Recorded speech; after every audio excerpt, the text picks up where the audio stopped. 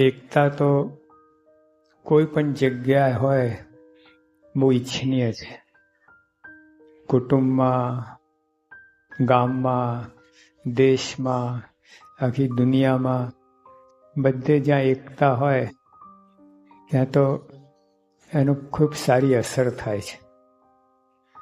જો અહીંયા ત્યાં લખ્યું છે યુનાઇટેડ વી સ્ટેન્ડ, કેટલા સ્ટેટમાં કેટલા ટાઉનમાં બધા બોર્ડ અમે તો વાંચેલા છે. એટલે એવી રીતે એકતા કુટુંબની અંદર હોય એ તો સ્વાભાવિક છે, ખૂબ કામ કરે. આપણા દેશમાં જો આપણે 1000 વર્ષ ગુલામી ભોગવી, એકતા નહોતી એટલે, અને મોટા મોટા ફેક્ટરીઓ, કન્સર્ન, મોટા મોટા પરિવારો, કુટુંબો બધા નાશ પામે છે એકતાના ભાવે. એમાં મુંબઈમાં એક કુટુંબ હતું, 125 માણસ રોજ બપોરે એક સામટા જમતા. 7 ભાઈઓનું કુટુંબ હતું રોજના. એમાં જ્યાં ફૂટફાટ થઈને બધું થયું, આજે નામ નિશાન નથી. એટલે બોમ્બેમાં જ્યાં 1 ઇંચ જગ્યાનો ભાવ, વાર નહીં, ફૂટ નહીં, ઇંચ, એવી જગ્યા એમનું શોરૂમ હતું. કાલા ઘોડા વિસ્તાર છે ત્યાં, બધું સાફ. એટલે જે આપણા કુટુંબમાં એકતા હોય તો બહુ ઈચ્છનીય છે. પહેલાં પહેલું એની એકતા હોય કુટુંબની અંદર તો આપણને સુખ શાંતિ રહે.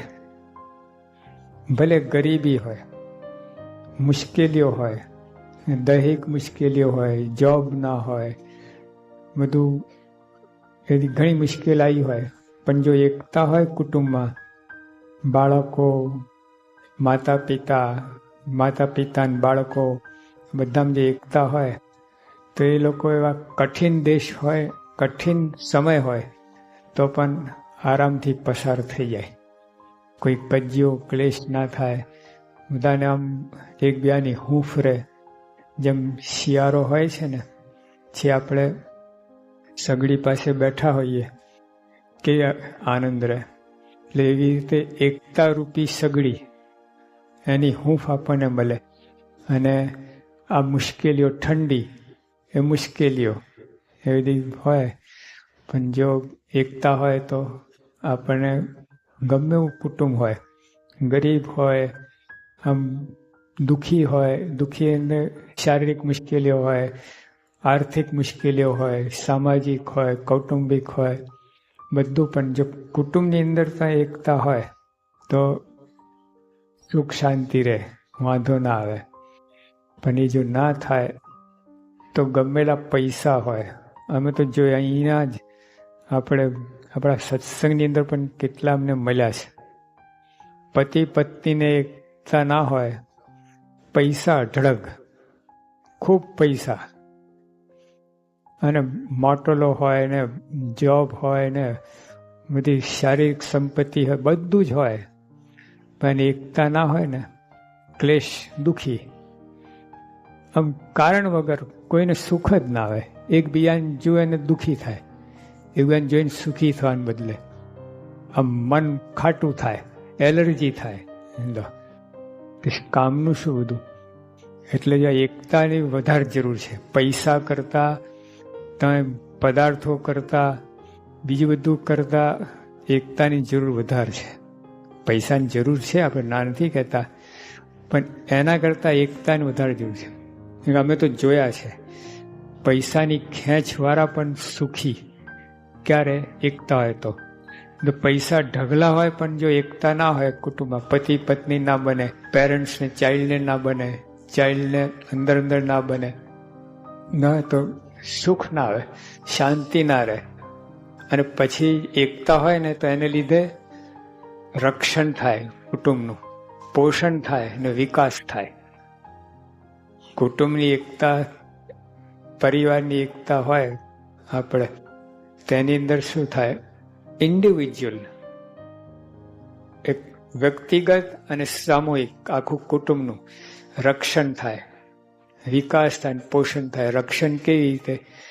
બધા હળી વળીને રહે, નહીં તો ઓલા કોઈ મેમ્બર ઘરમાં નીકળી જાય, જતો રહે, કંઈ ગાંડો થઈ જાય, કામ કંઈ તકલીફ આવી જાય, એવું થાય. પોષણ શું?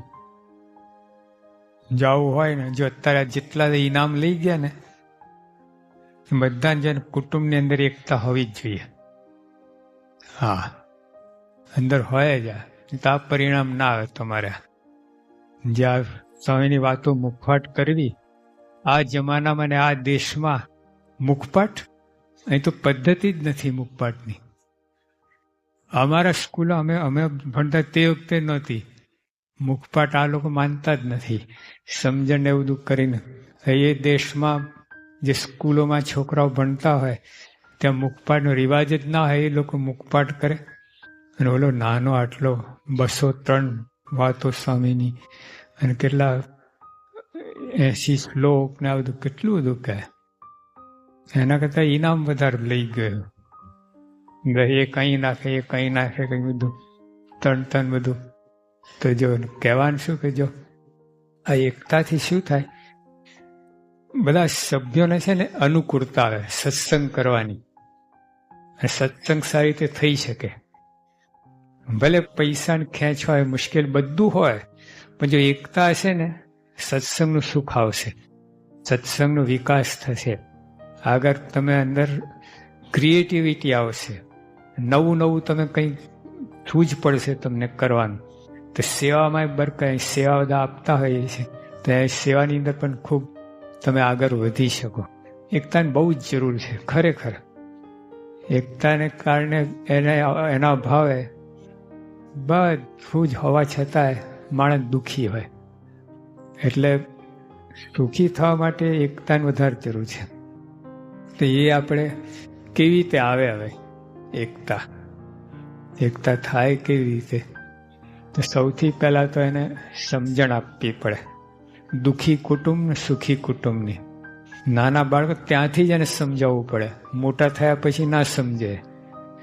નાનો હોય ને ત્યાંથી એને સમજાવવું કે જો ભાઈ હેપી ફેમિલી, બ્રોકન ફેમિલી, એ બધા એને સમજાવવું પડે. અને આપણે તો સત્સંગ છે, બાપા છે આપણા મધ્યમાં, એટલે આપણે તો હોય જ નહીં, કુટુંબમાં એકતા થાય જ. જો એને સવરો ઉપયોગ કરો સત્સંગનો અને સમજીને એની ટેકનિક અપનાવો તમે, તો કુટુંબને એવી સરસ એકતા થાય ને અક્ષરધામ ઉતરી પડે. બોલો, કુટુંબને અક્ષરધામનું સુખ આવે. એ ચાર એકબીજાને જોઈને આનંદ થાય, એકબીજાને મુક્તો સમજે. હવે રાજકોટના કૃષ્ણજી અદા હતા, એમના દીકરા વૈજનાથભાઈ હતા. તો વૈજનાથભાઈ એમના બાપુજીને બાપુ નહોતા માનતા, મહામુક્ત માનતા હતા. અને કૃષ્ણજી અદા એમના દીકરા નહોતા માનતા, મહામુક્ત માનતા હતા. લો, તો આપણે પણ એ રીતે સમજણ લાવવાની. અને વાત સાચી છે, જેના સત્સંગનો યોગ થયો છે, જેના પ્રમુખ સ્વામી મળ્યા છે ને, એ સામાન્ય જીવ હોઈ શકે જ નહીં. તમારે ત્યાં જે કોઈ જન્મ લે છે બાળક, ઓર્ડિનરી નથી. એ યાદ રાખજો. એના કેટલા પૂન હોય. સ્વામીની વાતમાં લખ્યું, કરોડ યજ્ઞ કરીને, કરોડ તીર્થ કરીને, કરોડ વ્રત કહીને, કરોડ દાન કહીને, એવા કરોડ બધા સાધનો કહીને જે ભગવાન જે સંતને પામવા હતા એ મળ્યા છે. હવે આટલા બધા કરોડ યજ્ઞ ક્યાં કરવાના હતા આપણે? આજનો એક યજ્ઞને પાટલો લખાવાતી નથી, તો યજ્ઞને કરોડ યજ્ઞ ક્યાંથી કરો? પણ એ બધું કરીને આવ્યા છે આપણે, ત્યારે આ પ્રમુખ સ્વામીનો યોગ થયો છે. તો આપણે ઘરે જે બાળક જન્મે છે ને ઓર્ડિનરી જીવ નથી. સ્વભાવ તો હોય, એ વસ્તુ જુદી છે. સ્વભાવની એ તો બહુ મોટી સાધના છે, પણ એના પૂર્ણ હોય, સત્સંગનો યોગ થયો ને એ બહુ મોટી વાત.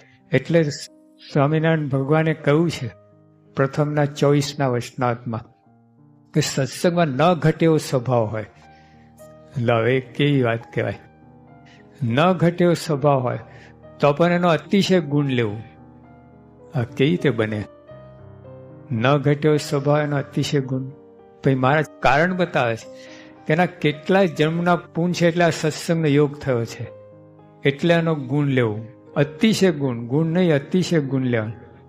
કેવી બુદ્ધિની આસ. હવે સવારે હમણાં 4 વાગે વાત કરી હતી, એના જેવી વાત થઈ કે નાનામાં નાનો હોય એને આપણા કરતાં મોટો માનવો, એના દાસના દાસ થવું, એની આગળ આપણે કૂચા લો. તો જે આ સત્સંગની અંદર સત્સંગનો ઉપયોગ તો એકતા થાય જ કુટુંબની અંદર. સવરું પડે તો એટલું સરસ છે સત્સંગ. એકબીજાને મોટા માનવાનું વાત ક્યાં, પછી ઝઘડો થાય જ ક્યાંથી? દીકરો હોય બાપને મોટા માને, બાપ હોય દીકરાને મોટા માને પોતા કરતા, ક્યાં પ્રશ્ન? અને એ રીતે હેન્ડલિંગ કરે. તારે જો સ્વામિનારાયણ ભગવાન છે ને, એમને સંતોને પૂછ્યું, અંદર અંદર આંટી પડી ગઈ હતી. મહારાજે કહ્યું કે જે પાડા ખારની જેમ આંટી રાખે એ સાધુ કહેવાય? આટલું જ પૂછ્યું. સંતો સમજી ગયા, ના કહેવાય. બસ એથી વધારે કંઈ ધમકી ફાયરિંગ આપવાની જરૂર નથી, લાકડી લઈને મારવાની જરૂર નથી. આટલું જ કહેવાય, સમજી ગયા. મૂળ સમજાવવાનું જ હતું ને. તે મારો ટીપો ને બધું કરે તો એ સમજે નહીં તો શું કામનું? સમજ જાય, એને ખબર પડી કે મારી ભૂલ થઈ છે, બસ એટલું જ. તે રીતે હેન્ડલિંગ કરવું જોઈએ. અને માણસ માત્ર ભૂલને પાત્ર. ભૂલ તો થવાની છે, એકવાર નહીં 7 વખત ભૂલ થશે, પણ માફી આપવાની છે આપણે. યોગી આપણે અમને બધાને કેટલી વાર માફ કર્યા છે, પ્રમુખ સાહેબ કેટલી વાર માફ કર્યા છે. કેટલા મોટા મોટા ગુના હોય, ભૂલ થઈ, પણ પ્રમુખ સાહેબ આમ એની આ નિષ્કપટ થઈ જાય, માફ કરી દે છે. તો જો આપણે પણ આ કુટુંબની અંદર આપણે આપણા બાળકોને સમજો. તમે આપણે એના જેટલા હતા, એની ઉંમરના હતા, આપણે નહીં તોફાન કરતા હોઈએ. અને આ અવસ્થામાં નહીં કરે તો ક્યારે કરશે? 80 વર્ષ પછી તોફાન કરે. તો જો એની બાળ અવસ્થામાં જે ગુણ હોય બધું કરે. ઘનશ્યામ મહારાજ ભગવાન નાના હતા તો એવું બધું કરેલું છે એમને, એવા બાળ ચરિત્રો. એટલે બાળક તરીકે હોય એટલે બાળ ચરિત્રો એ રીતના જ કરે. તે વખતે બધું કંઈ પીડતા ના બતાવે. એટલે આપણે પણ સમજવાનું છે. જો કુટુંબ એકબીજાને સમજી શકે ને, આખી દુનિયામાં તકલીફ જ આ છે. એકબીજાને સમજતા નથી. પોતાની દ્રષ્ટિએ જોવા જાય અને સમજાવવા જાય સામા માણસને, એમાંય તકરાર થાય છે. કોર્ટ કચેરી, છૂટાછેડા, આ તે બધી ધમાલ થાય છે. એટલે જો એકબીજાને સમજી શકે ને, અહીંયા સ્વર્ગ થઈ જાય. બોલો, નથી થતું. અને કુસ્તી થાય છે. એટલે પછી બધા આ વર્લ્ડ વોર જેવી, second world war, first world વોરનું કારણ શું? એકબીજાને સમજી શક્યા જ નથી. હિટલરે આખું ઓલી ઉપર ગયું કે જેટલા જીવ છે એને સાફ કરી નાખ્યા, 60 લાખને મારી નાખ્યા એને. અરે માણસ છે, શું તમે વાત કરો છો? એ દ્રષ્ટિ જોવા જાય તો જો માણસ પશુમાં છે ને, સિંહ છે બીજા સિંહને નહીં મારે, વાઘ છે બીજા વાઘને નહીં મારે, સાપ છે બીજા સાપ નહીં મારે. માણસને ઉડાડી દે, આવું કરે. એટલે બુદ્ધિનો ઉપયોગ જ ખોટો થાય છે. બુદ્ધિનો ઉપયોગ સંપ કરવામાં થવું જોઈએ, એકતા કરવામાં થવું જોઈએ, બીજાને મદદરૂપ થવામાં કરવું જોઈએ. બીજાને મુશ્કેલી દૂર કરવામાં બુદ્ધિનો ઉપયોગ, એને બદલે ઊંધું થાય છે. બીજાને વિઘ્ન કરે, બીજાને આડા પડે, બીજાનું બગાડે, અને એ રીતે રાજી થાય પોતે. બીજાને હરાવીને પાછા પાડીને રાજી થાય છે. શીશામાં ઉતારે, પછી ઉપર બૂચ મારીને બંધ કરી દે. આ બુદ્ધિનો ઉપયોગ જ આ રીતે કરે. જોજો તમે, જેમ માણસ બુદ્ધિ વધારે થાય ને, અને જેટલું ભણે કરે ને એવું બુદ્ધિનો અવરોધ કરે છે. બીજાને છેતરવામાં, ઉલ્લુ બનાવવામાં, આબાદ રીતે ખબર ના પડે, સોફેસ્ટિકેટેડ વેમાં. બોલા ખબર ના પડે ને ઓલું ઉલ્લુ બનાવી નાખે છે. લો, અને ઉપરથી સરસ બધું આમ દેખાડે કરે. કુટુંબની અંદર પણ આપણે આ રીતે સમજવું એકબીજાને. નાનો બાળક છે એ એની અવસ્થા જોઈને એ પ્રમાણે એને એ કરવું.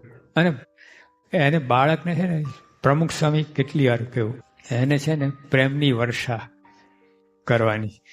એને પ્રેમની જરૂર છે. જો તમે એને લખ્યું છે, every heart response to tender love. લો, ગમે એવો કઠણીઓ હોય તોય તમે એને વશ કરી શકો પ્રેમને દાવે. હાથી હોય ને, હાથી, એને પણ તમે પોતાના વારથી બાંધીને દોરી શકો. પ્રેમના એટલી તાકાત છે.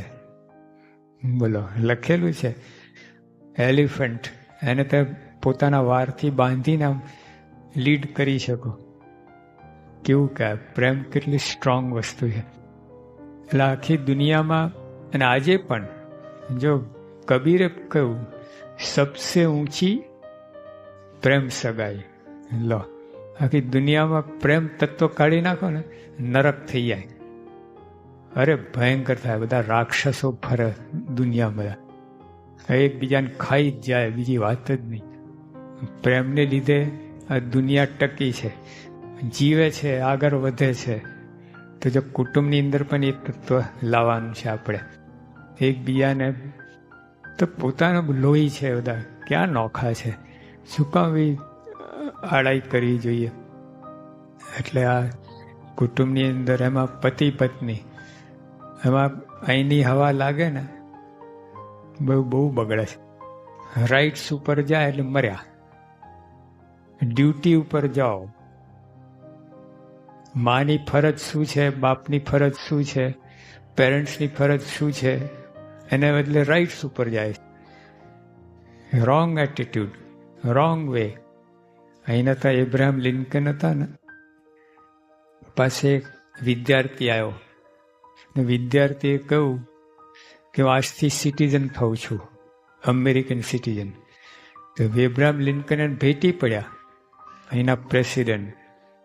તે વખતે કોઈ સિટીઝન ના થાય, તે વખતે એટલી મુશ્કેલીઓ હતી, રોગચાળા ફાટે, આ થાય તે થાય, તે વખતે કોઈ સિટીઝન ના થાય.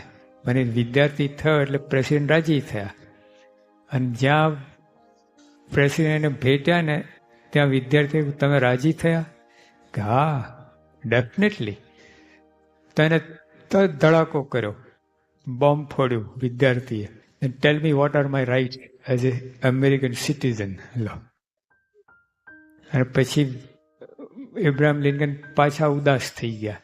બોમ્બ ફોડ્યો ને ઓલા, તો કે son, don't ask for your rights, ask for your duties and rights will follow you. લો, તું તારે ફરજની વાત કર તો તારા રાઇટ્સ તારી પાછળ જ આવવાના છે. આ પ્રમુખ સ્વામી છે ને, આદર્શ છે આમાં. આ પ્રમુખ છે ને, સપનામાં ઈચ્છા થઈ કે મારી વોટ આર માય રાઇટ્સ, વિચાર જ આવ્યો નથી. દાસના દાસ આટલા ઉપર બેસે સ્વામી, પણ આપણા દરેકની ચરણ માથે ચડાવતા હોય મનોમન, માનસીમાં. બોલો, અને આપણે નીચે બેઠા તો બાપના બાપ થવા જઈએ, ચરણ ખંખેરે બીજા ઉપર. આવું થાય. તો જ્યાં રાઇટ્સ ઉપર જવાનું નથી આપણે, બધા માટે, દુનિયાના બધા માટે. પછી પતિ પત્ની એના તમે બે ફરજ ઉપર જાઓ ને, તમે તો મા તરીકે તમારી ફરજ શું છે, what should you do as a mother.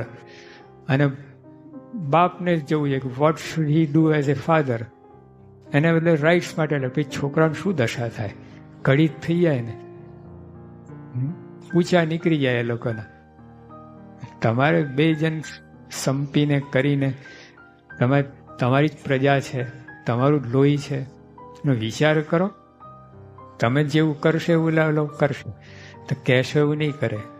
યાદ રાખજો, પેરેન્ટ્સને ઉપર બહુ આધાર છે છોકરાઓનું ઘડતર. પેરેન્ટ્સની જવાબદારી બહુ છે.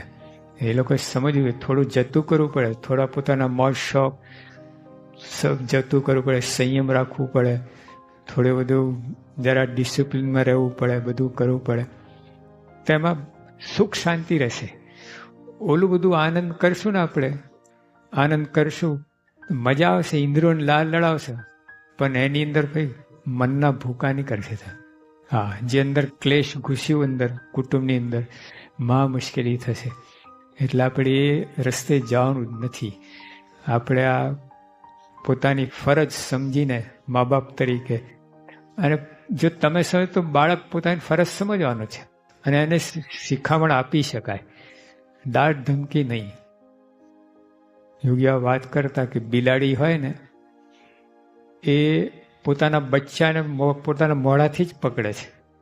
પોતાનું બચ્ચું હોય ને ઉંચકે આમ મળે. અને મેં જાતે 10 ફૂટ કૂદકો મારતા મેં જોયું છે બિલાડીને, આમ પોતાનું બચ્ચું પકડીને આમ કૂદીને, તો એને એક દાંત વાગે નહીં.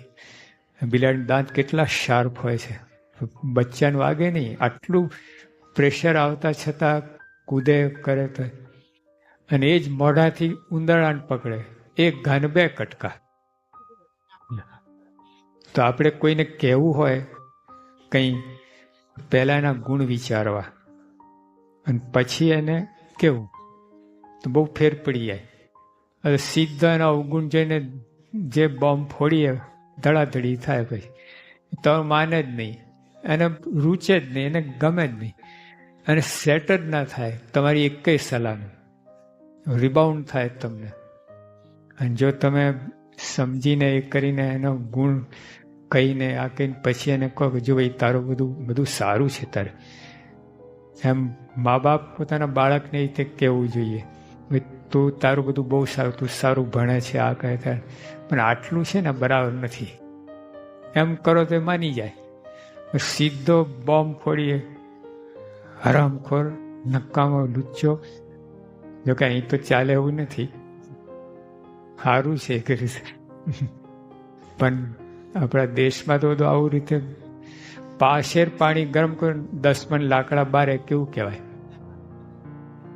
એક પ્યાલો પાણી ગરમ કરવું હોય અને 10 મણ લાકડા બારો, એમ તમે બાળક પર ગુસ્સે થાવ છો, આમ તોડી નાખો એટલું બધું રે ના થાય. એના ઉપર એને સમજીને અને પ્રેમથી ના કહેવું એવું નથી. હા, જો લાડ, ખોટા લાડ કરવાની જરૂર નથી, એ માગે આપવાની જરૂર નથી, એને શું આપવું જોઈએ એ રીતે આપો. હા, એ માગે તે તો એવું માગશે કે પોતાનું બગાડશે, એટલે એ રીતે કરવાની જરૂર નથી. પણ વધારે તો પેરેન્ટ્સ છે ને એના પર બહુ આધાર છે. કેટલાય કુટુંબ, જે અહીંયા બધા બેઠા, કેટલાય આદર્શ કુટુંબો છે, બોલો, ઘરમાં એકદમ પારિવારિક એકતા બધી, અને સત્સંગનું સુખ લે, બધું કરે.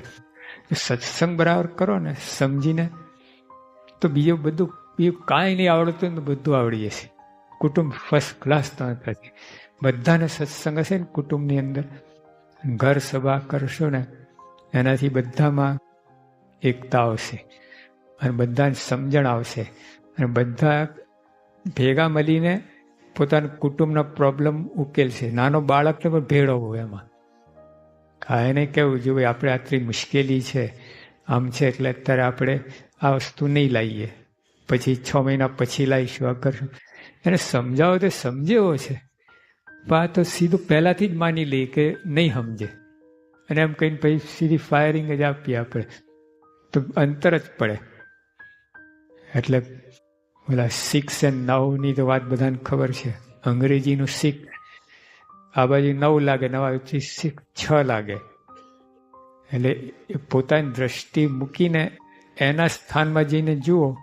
કોઈ પણ કંઈ પ્રોબ્લેમ આવે ઘરની અંદર, કુટુંબની અંદર, આપણો પોતાનો, તો બધાએ પોતાની દ્રષ્ટિ ના જુઓ, સામાન્ય દ્રષ્ટિએ જુઓ, બાળકની દ્રષ્ટિએ જુઓ, પતિએ પત્નીની દ્રષ્ટિ, પત્નીએ પતિની દ્રષ્ટિ જોવું જોઈએ. એ તો જો જોવામાં આવે ને તો કોઈ પ્રશ્ન ના રહે. આ તો બસ બધા પોતપોતાની રીતે રાજતા, બસ રાઈટ. અહીં રાઈટ્સને તો એટલા પ્રોબ્લેમ ઊભા થયા છે ને, ખરેખર સારું થવાને બદલે બગડ્યું છે બધું.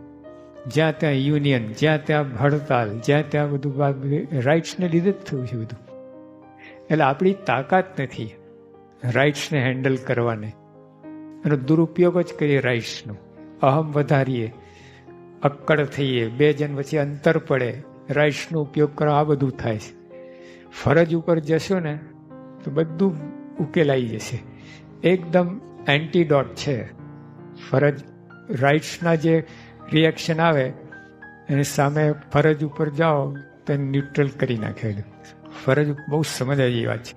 દરેક જો જાપાન આખો દેશ છે ને ફરજ ઉપર ગયું છે, તો આટલું મુઠ્ઠી વર્ષે આખી દુનિયાને હંફાવે છે. અમેરિકા ખાસ એવા હંફાવે છે ના પૂછો વાત. ત્યાં લોકો મેડ ઇન જાપાન લખે. કંપની એમની બધી ગમે હોય ને તો પોતાનું પ્રોડક્ટ મેડ ઇન જાપાન જ લખ્યા અને એ રીતે માને છે લોકો. અને તો જાપાનમાં છે ને પ્રાઇમરી ટીચરને વધારે પગાર. જો ત્યાં પ્રોફેસર હોય, કોલેજનો પ્રોફેસર, પ્રિન્સિપાલ, એના કરતાં પ્રાઇમરી ટીચરનો પગાર વધારે જાપાનમાં. પાયાનું છે, જાણે છે કે આ લોકો બાળકને જો બરાબર રાઈટ લાઈન સેટ કરી દેશે પ્રશ્ન જ નહીં થાય. તો જે લોકો ડ્યુટી ઉપર ગયા છે, ડ્યુટી ઉપર છે ને આખી એટીટ્યૂડ બદલવા જેવું છે. આપણું વલણ, માનસિક વલણ બદલવા જેવું છે.